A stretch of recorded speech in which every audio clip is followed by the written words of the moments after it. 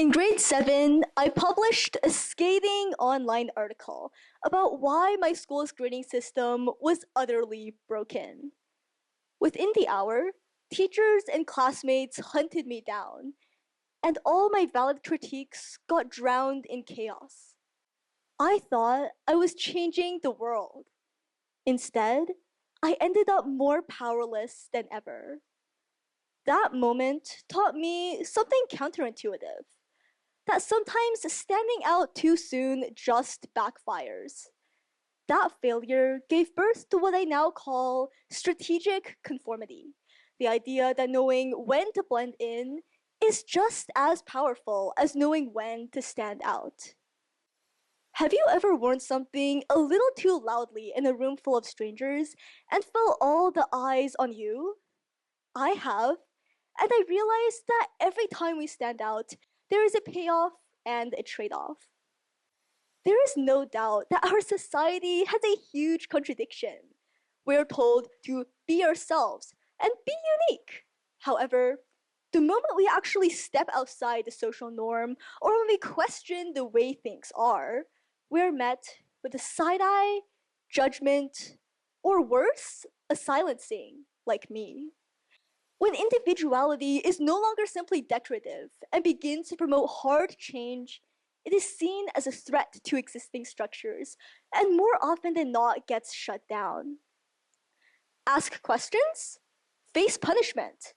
That was the Harvard Educational Review's finding in 2022, that up to 73% of students who question school authority or grading systems receive punishment. And be creative means nothing if your boss only promotes you when you stay within the lines. A similar study conducted by MIT found that you are 40% less likely to receive a promotion if you dare to suggest a new meeting format or call out outdated policies. So, what do you do? Shout into the wind and risk it all? Or swallow your ideas and dream smaller? We are placed in a double bind, where conformity versus individuality feels like a black or white choice. However, this illusion is simply a false dilemma. We do not have to conform or stand out in everything we do. Rather, it is a spectrum of knowing how to balance the two. In different parts of our world, these two polar extremes are promoted. The West idealizes individualism, and as a result, the opposite effect is created, where the pressure to be unique is often just as toxic as being forced to conform. Ironically, it is yet another standard we fail to live up to. Sociologists call this the authenticity paradox. A study conducted in 2023 found that 78% of Gen Zs feel pressure to be different, but are simultaneously punished for deviating from school or workplace norms. This paradox devastates our very ability to connect.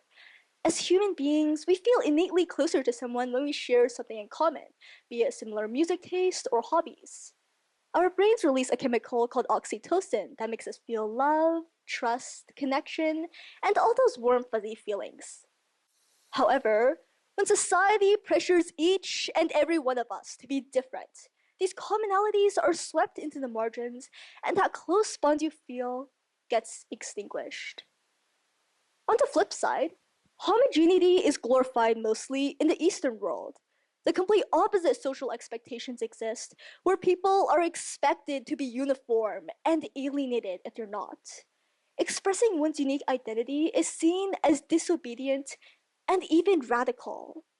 For instance, in Japan, 28 hours per month of unpaid overtime is normal and literally expected. And in South Korea, students often study 12 to 15 hours a day because pursuing an untraditional career is frowned upon.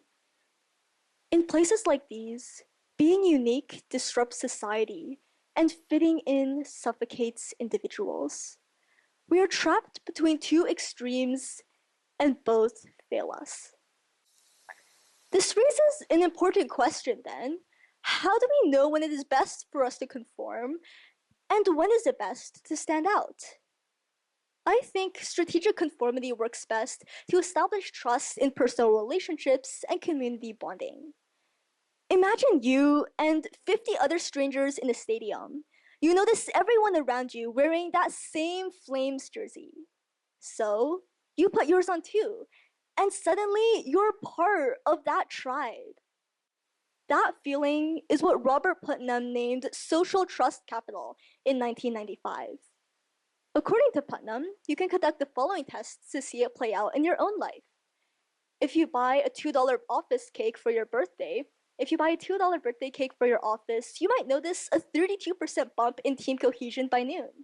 And if you borrow a neighbor's fandom jersey to a football game, you're 2.5 times more likely to receive a hand if you fall into the stands.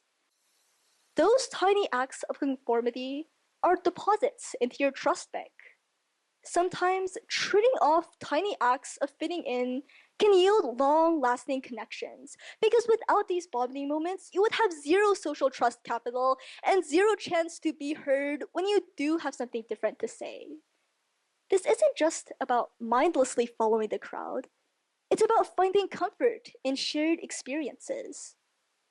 And the skill doesn't just build friendship. It can also be vital in professional opportunities.